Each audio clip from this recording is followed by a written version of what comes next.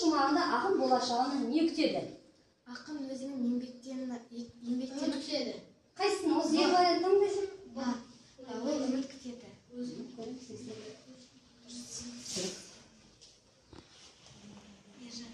Келесі, екінші.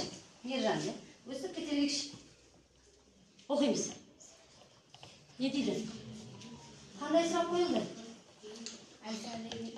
Фараби замандағы ең бай тіл қай тіл болған екен? Кітапта бар. Араб. Қай? Араб. Араб дейді, иә? Дұрыс екен. Келесі. Нұрай, шықымыз сұрауы. Ақын жүректегі шерін қалай тарқатады? Мына ақынымыз жаңағы Әл-Фараби.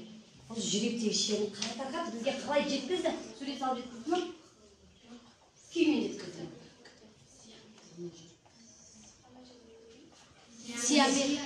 Сиямен ән мен жыр шығару арқылына симай қалыпты. Осы ма? Кітап оқу арқылы емес екен? Дұрыс. Түсінде тұра ғой. Мына негізі музыкамен шықпай жатыр.